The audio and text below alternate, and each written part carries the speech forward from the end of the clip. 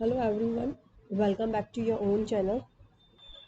Hello everyone, welcome back to your own channel, that is EduGrown. This is Richa Sharma, your social science educator. As you know that हमने हमारे channel पे class 9th and 10th के लिए new session start किया है, जिसके अंदर हम फुल कोर्स कंप्लीट करवाने वाले हैं, वो भी free of cost.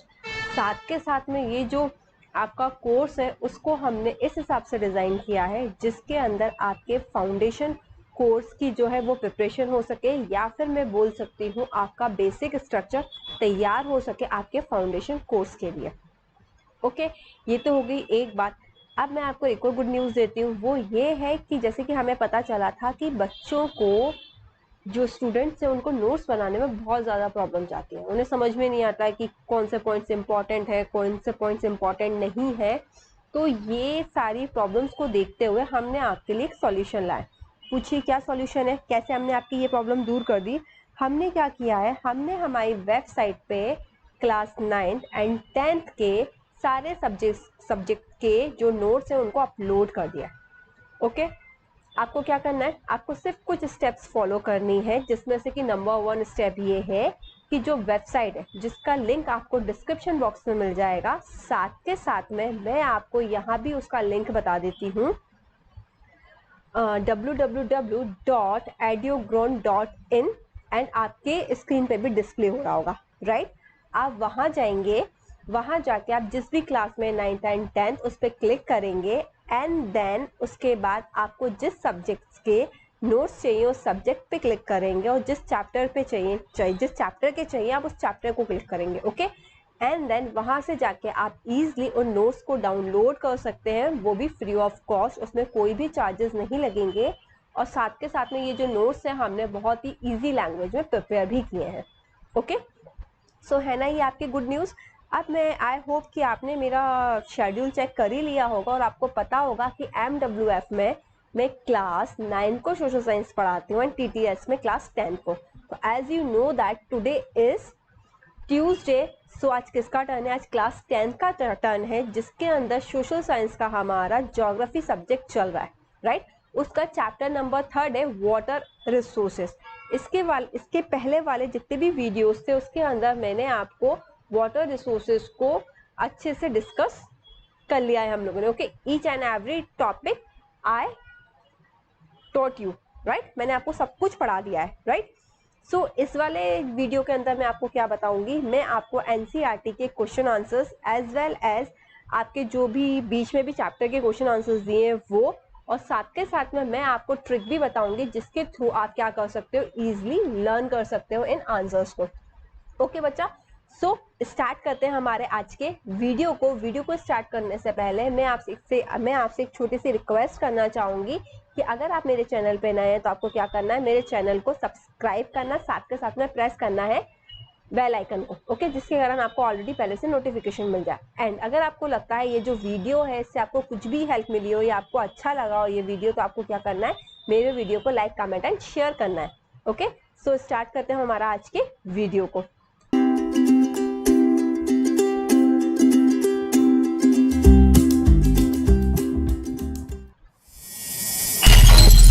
So let's start today's topic. जैसे कि अगर मैं आपके NCERT की एक्सरसाइज की बात करती हूँ, उसके अंदर आपका फर्स्ट क्वेश्चन है जिसके अंदर आपको क्या दिए गए, 4 पॉइंट्स दिए गए। उन पॉइंट्स को पढ़ के आपको बताना है वो कौन सी कैटेगरी के अंदर आते हैं। आके आपको क्लासिफाई करना है, आपको सिचुएशन दी गई है उसके अकॉर्डिंग आपको बताना है कि वो कौन सी सिचुएशन में आते हैं। 2 सिचुएशन दी गई है आपको, कौन कौन सी दी गई है बच्चा। एक तो दी गई है कि वाटर स्कैसिटी में आते हैं वो, या फिर वो वाटर स्कैसिटी में नहीं आते हैं। ठीक है, आपको ये दोनों चीजें बतानी है। ओके, कि ये बतानी है सिचुएशन को देख के कि वो सफरिंग फ्रॉम वाटर स्कैसिटी में आते हैं या not suffering from water scarcity में आते हैं। ओके, ये आपके 4 पॉइंट्स है, हम 1 बाय 1 करके देखते हैं। ओके, सो सबसे पहले क्या करते हैं, आप भी इन्हें पढ़िए, आप क्या करिए, इनको वीडियो को पॉज कीजिए और आंसर देने की कोशिश कीजिए। ओके, एंड देन मैं आपको प्रॉपर आंसर बताती हूँ, क्योंकि ये सारी चीजें मैं आपको पढ़ा चुकी हूँ, ये बहुत इजी भी, आई थिंक आप अपने हिसाब से कर लेंगे। तो आप मुझे आंसर बताइएगा जब तक मैं आपको आंसर बताती हूँ, जब तक आप पोज करके इसके आंसर दीजिए। ओके, नाउ आपका फर्स्ट है region with high annual rainfall. पूछा जा रहा है कोई ऐसा एरिया जहां रेनफॉल ज्यादा होता है, ठीक है, हमें ऐसा एरिया बताना है जहां रेनफॉल बहुत हाई हो, वहां वाटर स्कैरसिटी की प्रॉब्लम होगी। तो बोला जा रहा है not suffering from water scarcity. Okay, जब भी आपको क्वेश्चन बोला जाएगा region with high annual rainfall, तो क्या आएगा वो not suffering from water scarcity. ठीक है, अभी हमें बहुत ज्यादा डीप में जाके नहीं सोचना है कि जहाँ रेनफॉल ज्यादा होती है वहां भी वाटर स्कैरसिटी की प्रॉब्लम देखने को मिल सकती है क्वालिटी एंड क्वांटिटी के बेसिस पे। अभी हमें नॉर्मल आंसर देना है। ओके, सेकेंड है region have a high annual rainfall and large population. ठीक है, वहां एक ऐसा एरिया है जहां जो एनुअल रेनफॉल है वो तो बहुत ज्यादा होती है, लेकिन वहां की जो पॉपुलेशन है वो क्या है आपकी लार्ज है। पॉपुलेशन आपकी लार्ज है और रेनफॉल क्या है हाई है। ठीक है, और वो भी एनुअल रेनफॉल की बात कर रहे हैं, वो हाई है। तो वहां क्या हो सकता है, वहां प्रॉब्लम हो सकती है सफरिंग फ्रॉम वाटर स्कैरसिटी, क्योंकि रेनफॉल तो है वहां लेकिन वहां की पॉपुलेशन भी बहुत ज्यादा है। तो may be it is chances कि इस चीज के चांसेस है कि वहां क्या हो सकती है वाटर स्कैरसिटी की प्रॉब्लम हो सकती है। Region having high annual rainfall but water is highly polluted. अब क्या बोला जा रहा है, दूसरी चीज ये बोली जा रही है यहाँ रेनफॉल तो बहुत ज्यादा है, ओके, बट वहां का जो पानी है वो बहुत ज्यादा क्या है पॉप्युलेटेड है। ठीक है, पॉल्यूटेड है, वहां का जो पानी है बहुत ज्यादा पॉल्यूटेड है। ऑब्वियसली बात है अगर वहां बहुत सारी रेनफॉल हो रही है लेकिन वहां पॉल्यूटेड है आपका वाटर, तो वो ऑब्वियसली बात है आप उसको पी तो सकते नहीं हो, आप उसको यूज में तो नहीं ले सकते, इसलिए हम क्या बोलेंगे वो जगह कैसी होगी, वो सफर करेगी वाटर स्कैरसिटी की प्रॉब्लम को। Got it? Now region having no low rainfall and low population. जहाँ का जो रेनफॉल है वो भी कम है और साथ के साथ में जो पॉपुलेशन है वो भी कम है। तो वहां ऑब्वियसली बात है जब पॉपुलेशन कम है तो पानी की भी जरूरत कम होगी, इसलिए वहां क्या बोल सकते हैं वाटर स्कैरसिटी की प्रॉब्लम देखने को नहीं मिलेगी। ओके, ये तो बहुत इजी क्वेश्चन था, आई होप आपको भी आता ही होगा। नाउ अब हमें क्या बोला जा रहा है, आपको कुछ आर्ग्यूमेंट्स दिए गए favour of multipurpose river project के अंदर और बताना इसमें से कौन सा आर्ग्यूमेंट या कौन सा जो ऑप्शन है वो सही नहीं है।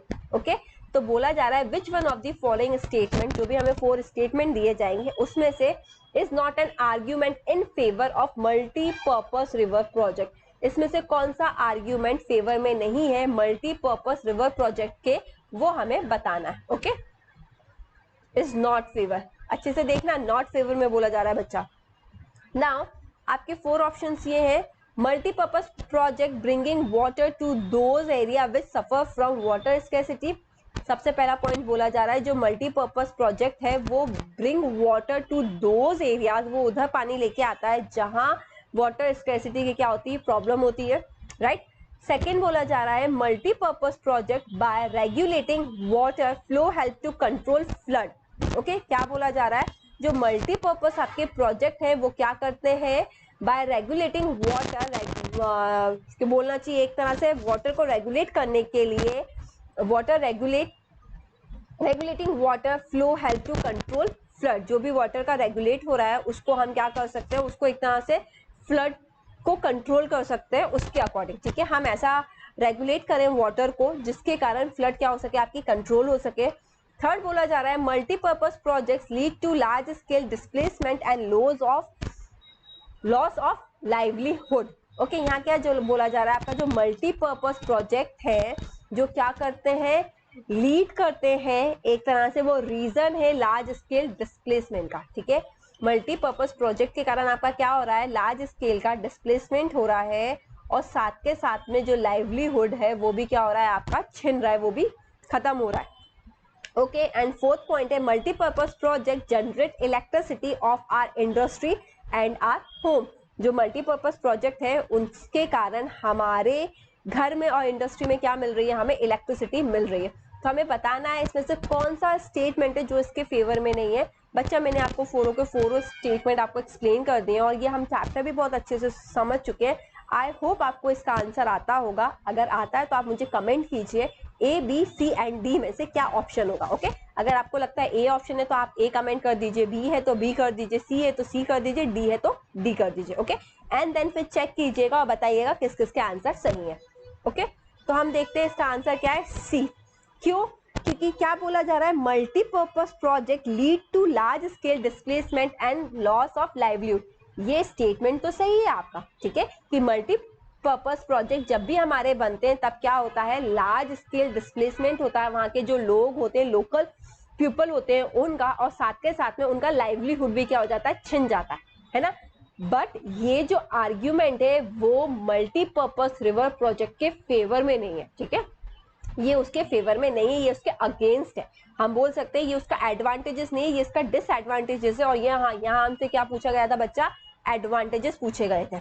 ओके, कौन सा एडवांटेज, कौन कौन से एडवांटेजेस है वो पूछे गए थे, तो ये हमारा एक डिसएडवांटेजेस है, ये फेवर में नहीं है, इसलिए यही क्या होगा, आपका ऑप्शन होगा। Now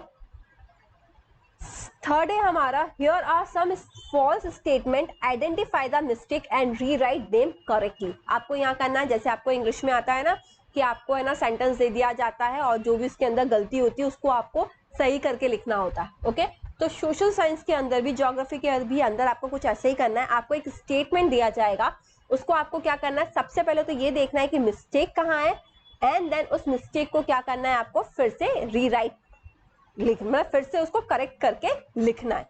okay, so first statement is multiplying urban centres with large and dense population and urban lifestyle help in proper utilisation of water resources. Okay, क्या बोला जा रहा है, जो multiplying urban centre with large and dense population, मतलब जो ये है ना अर्बन सेंटर और लार्ज पॉपुलेशन है वो क्या हो रहा है, दिन पे दिन बढ़ते जा रहे हैं, जिसके कारण एन अर्बन लाइफस्टाइल, जो अर्बन लाइफस्टाइल हो रही है वो एक तरह से वाटर रिसोर्सेस को प्रॉपर यूज करता है या प्रॉपर यूटिलाइजेशन में हेल्प करता है। Is it so? आपको लगता है बच्चा कि ये जो है ना अर्बन सेंटर्स आपके बढ़ते जा रहे हैं, पॉपुलेशन आपकी बढ़ती जा रही है और जो भी लाइफ स्टाइल है आपकी अर्बन सिटी की, उसके कारण कुछ हेल्प मिल रही है, वो भी वाटर रिसोर्सेज को प्रॉपर यूटिलाइजेशन करने में? ओके, तो आप मुझे बताइए इस सेंटेंस के अंदर आपको कहाँ, आपको लग रहा है कि कौन से पार्ट में मिस्टेक है, एंड उसको रीराइट करके बताइए मुझे। ओके, जब तक आप मेरा वीडियो पोस्ट कीजिए, अपना आंसर लिखिए और फिर देखिए आपने आंसर सही दिया है या नहीं दिया। ओके, जब तक मैं आपको यहाँ आंसर बताती हूँ। सो जो आपका मिस्टेक है वो है आपकी यहाँ से, हेल्प से लेके वाटर रिसोर्सेस से, ठीक है, क्योंकि ये जो चीजें हो रही है, पॉपुलेशन बढ़ रही है, जो हमारी न्यू लाइफ स्टाइल है या फिर अर्बन सेंटर्स आपके बढ़ते जा रहे हैं, उसके कारण हेल्प नहीं हो रही है, उसके कारण वाटर रिसोर्सेज का ओवर एक्सप्लॉइटेशन हो रहा है, ठीक है। तो ये गलती यहाँ थी कि उन्हें बोल रहे हैं कि वो हेल्प कर रहा है वाटर रिसोर्सेज को प्रॉपर यूटिलाइजेशन करने में, बल्कि ये चीजें हेल्प नहीं कर रही हैं, ये क्या कर रही हैं, उसको ओवर एक्सप्लॉइट कर रही हैं। ओके बच्चा, नाउ सेकेंड है regulating and damming of river does not effect the reverse natural flow and it's sediment flow. अब ये बोला जा रहा है, इसमें भी आपको एक स्टेटमेंट दिया है, बताना है आपको गलती कहाँ है और उसको फिर से आपको करेक्ट करना है। ओके, इसमें बोला जा रहा है जो भी हम रेगुलेट करते हैं, डैमिंग करते हैं रिवर की, तो बोला जा रहा है उस पर जो रिवर का नेचुरल फ्लो है या उसका सेडिमेंट फ्लो है उस पर कोई भी इफेक्ट नहीं पड़ रहा। Is it true? तो आप मुझे बताइए और चेक कीजिएगा जब तक मैं आपको आंसर देती हूँ। नो, इज नॉट ट्रू, ठीक है। क्यों? क्योंकि जो भी हम रेगुलेट कर रहे हैं या डैमिंग करते हैं रिवर की, तो उसके कारण उसके नेचुरल फ्लो पे इफेक्ट पड़ता है, जिसके कारण जो सेडिमेंट होते हैं वो वाटर बॉटम रिजर्वियर जो होता है उसके बॉटम में जाके क्या होते जाते हैं, सेटल होते जाते हैं। ओके, तो दोनों चीज में आपका क्या पड़ रहा है, इफेक्ट पड़ रहा है। इसमें बोला था नहीं पड़ रहा है तो वो चीज गलत है, हम क्या बोलेंगे, वो इफेक्ट पड़ रहा है। ओके, नाउ सी जो है वो बोला जा रहा है in Gujarat the Sabarmati basin farmer were not agitated when higher purity was given to water supply in urban areas particularly during drought। ठीक है, अब क्या बोला जा रहा है आपका कि गुजरात के अंदर जो साबरमती बेसिन के जो फार्मर हैं वर नॉट एजिटेटेड, ठीक है, वो क्या है, वो एजिटेटेड नहीं है when higher priority was given to water supply in urban area. जहां क्या बोला जा रहा है आपका कि जहां सबसे ज्यादा उस टाइम पे जो साबरमती बेसिन के जो फार्मर हैं वो क्या करते हैं, हायर प्रायोरिटी किसको देते हैं, जब है ना ड्रॉप का टाइम होता है, मतलब जब सूखा पड़ जाता है तो वो किसको देते हैं, जो अर्बन एरिया है वहां पानी ज्यादा दिया जाता है। ओके, तो आप वाटर सप्लाई वहां ज्यादा होता है। आप बताइए ये स्टेटमेंट सही है या फिर नहीं है। ओके, सो इस स्टेटमेंट के अंदर कोई भी गलती नहीं है, ये स्टेटमेंट आपका प्रॉपर पूरा क्या है, सही है। ओके बच्चा, now today in Rajasthan the practice of rooftop rainwater water harvesting has gained properly despite high water availability due to the Rajasthan channel. Is it true? पूछा जा रहा है कि जो आज राजस्थान में रूफ टॉप की जो रेन वाटर हार्वेस्टिंग की जो प्रैक्टिस हो रही है उसके कारण क्या हो रहा है, हाई वाटर एबिलिटी की पॉपुलरिटी जो है वो बढ़ती जा रही है due to Rajasthan canal. Is it true? So today in Rajasthan the practice of roof top rain water harvesting is on the decline due to Rajasthan canal. जब से राजस्थान कैनाल में आए उससे उसकी जो पॉपुलरिटी है वो बढ़ नहीं रही है बल्कि वो क्या हो गई है, डिक्लाइन हो गई है। ठीक है, ओके, वो क्या बोल रहे थे इसके अंदर कि बढ़ रही है, नहीं, वो बढ़ नहीं रही है बल्कि क्या हो गई है, वो डिक्लाइन हो गई है। ओके, नाउ अब हम बात करते हैं नॉर्मल हमारे आंसर दी फॉलोइंग क्वेश्चन पे, जो कि बोला जा रहा है आपके 30 वर्ड्स के अंदर हमें देने। Okay, so explain how water become a renewable resources. Okay, क्या बोला जा रहा है बच्चा, आपको यहाँ ये बताना है, आपको एक्सप्लेन करना है, क्या एक्सप्लेन करना है, how water become a renewable resource, कि जो आपका वाटर है वो कैसे रिन्यूएबल रिसोर्स है उसको आपको क्या करना है, एक्सप्लेन करना है। Okay, so your first answer is water is considered to be a renewable resource. Water को हम क्या कंसीडर कर रहे हैं, रिन्यूएबल रिसोर्स कंसीडर कर रहे हैं। Rainfall is the main reason that the surface water and the groundwater get recharged within a short period due to 3 processes in the hydrological cycle. क्या बोला जा रहा है बच्चा, यहाँ आपसे ये बोला जा रहा है कि ये जो आपका रेनफॉल होता है, ठीक है, जिसके कारण जो सरफेस वाटर है और जो ग्राउंड वाटर है वो क्या होता है, वो शॉर्ट पीरियड के अंदर ही क्या हो जाता है, रिचार्ज हो जाता है। ओके, तो क्या बोला जा रहा है यहाँ, rain water is the main reason. Rain water को क्या बोला जा रहा है, मेन रीजन बोला जा रहा है। किसके लिए मेन रीजन बोला जा रहा है, जो सरफेस वाटर है या फिर ग्राउंड वाटर है वो क्या हो जाता है, आपका रिचार्ज हो जाता है with in a short period. Short period के अंदर ही क्या हो जाता है, वो रिचार्ज हो जाता है। उसके पीछे का जो रीजन है वो है आपका हाइड्रोलॉजिकल साइकिल जो है, उसके जो 3 प्रोसेसेस हैं उसके कारण क्या हो जाता है, ये इजीली रिचार्ज हो जाता है। ओके, हम देखते हैं वो कौन से 3 प्रोसेसेस हैं। सो कौन कौन से प्रोसेस है वो, फर्स्ट है एवोपरेशन, कंडेंशन एंड प्रेसिपिटेशन। ओके, ये 3 प्रोसेस के कारण जो आपका हाइड्रोलॉजिकल साइकिल है वो हमेशा कंटिन्यूस चलता रहता है, उसका कभी भी एंड नहीं होता है, और उसी की वजह से आपका जो ग्राउंड वाटर और सरफेस वाटर है वो क्या हो जाता है, रिचार्ज हो जाता है शॉर्ट पीरियड ऑफ टाइम के अंदर। Okay, now this process of water cycle is never ending and hence water is a renewable resource. ये जो आपकी प्रोसेस ऑफ वाटर साइकिल है ना, ये कभी खत्म होती नहीं है, जिसके कारण आप वाटर को रिन्यूएबल रिसोर्सेज बोल देते हैं। ओके,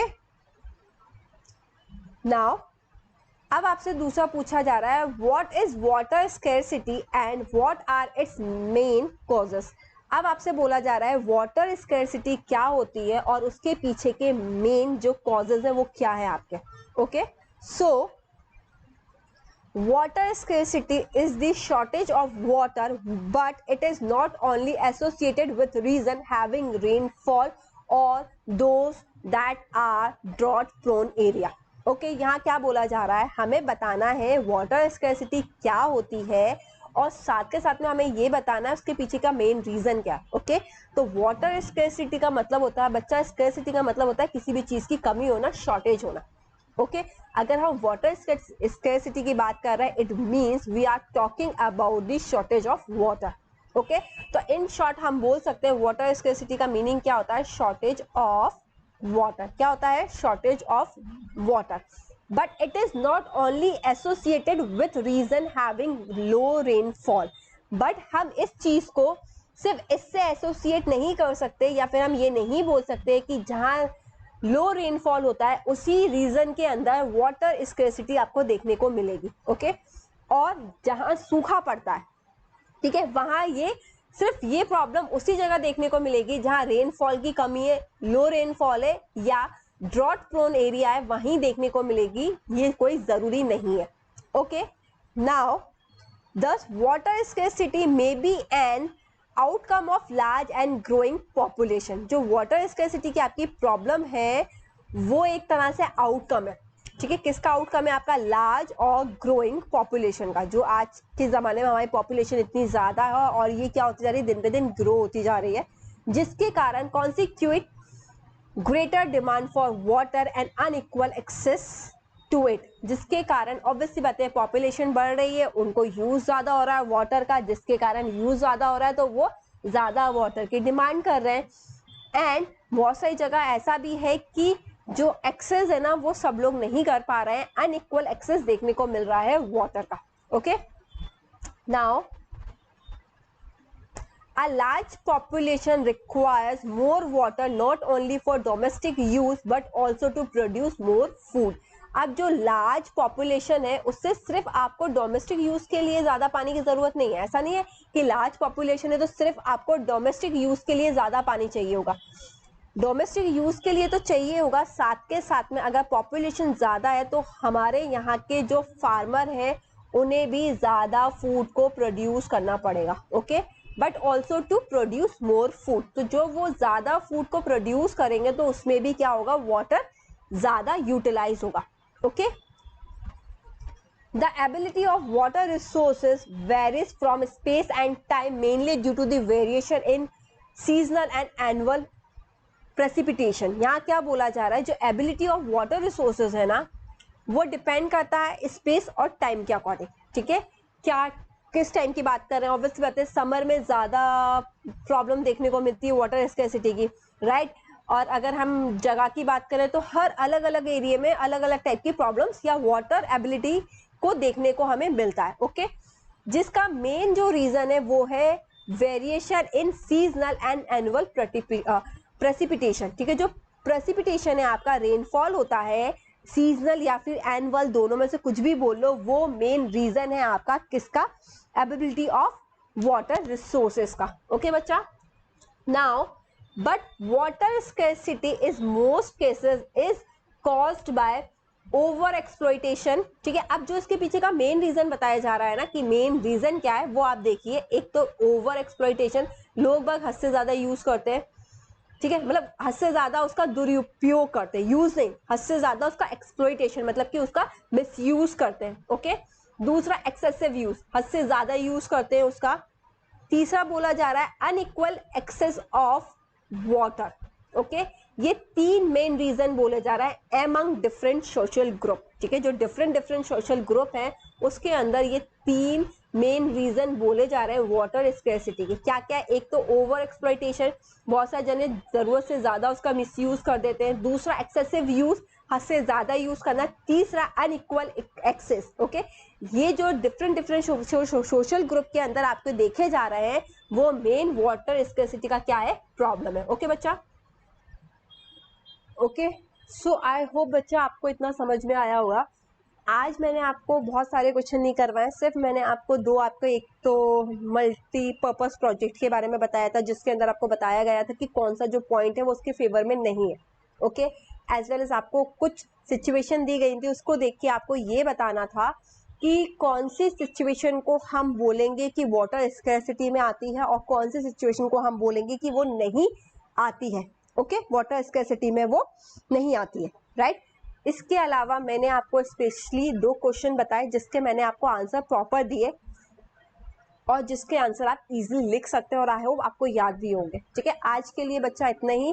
आज मेरी तबीयत थोड़ी सी सही नहीं है, इसलिए मैंने प्रॉपर पूरा नहीं करवाया है। मुझे आई इन्फेक्शन हो गया है, तो मुझसे ना प्रॉपर बोलना चाहिए, देखने में मुझे स्क्रीन को देखने में बहुत प्रॉब्लम हो रही है। ठीक है, इसलिए मैंने आज आपको सिर्फ इतने ही क्वेश्चन करवाए हैं। इसके बाद का जो नेक्स्ट लेक्चर होगा आपका, उसके अंदर मैं पूरे क्वेश्चन और अच्छे से करवा दूंगी, जिसमें आपको और इजीली याद हो जाएंगे। ओके, सो आज के लिए इतना ही। Bye bye, take care. Okay, मिलते हैं हमारे नेक्स्ट लेक्चर के अंदर। लेकिन इससे पहले मैं आपसे एक और चीज बोलनी चाहूंगी। आपने जो भी वीडियो देखी, आपको लगता है इस वीडियो के अंदर आपको कुछ भी समझ में आया या आपको अच्छा लगा हर चीज, तो आपको क्या करना है, आपको मेरे वीडियो को लाइक, कमेंट एंड शेयर करना है। और अगर आपको लगता है किसी भी चीज में कोई डाउट है या कोई टॉपिक आपको समझ में नहीं आया है बच्चा, तो आपको क्या करना है, आपको मुझे कमेंट करना है। तो मैं उस कमेंट को पढ़ के आपके जो भी डाउट्स होंगे उसको मैं क्या कर दूंगी, दूर कर दूंगी। ठीक है, आपके डाउट्स को क्लियर कर दूंगी अच्छे से। एंड इसके अलावा आप इन मतलब जितने भी चैप्टर्स हुए हैं उनको अच्छे से रिवाइज कीजिए, because you are in 10th standard, तो आप चाहते ही होंगे तो आपके मार्क्स परसेंटेज अच्छे आए। तो आप सिर्फ हमारे वीडियोस देख लेंगे, हमारे नोट्स को रिफर कर लेंगे, तो आप गारंटी आपको बहुत अच्छे मार्क्स आ जाएंगे। बट आपको थोड़ी सी मेहनत करनी पड़ेगी, as well as time to time revision करना पड़ेगा। Okay, so bye bye, take care. मिलते हैं हमारे नेक्स्ट लेक्चर के अंदर इसके आगे वाले पार्ट के साथ। Okay, bye bye, take care.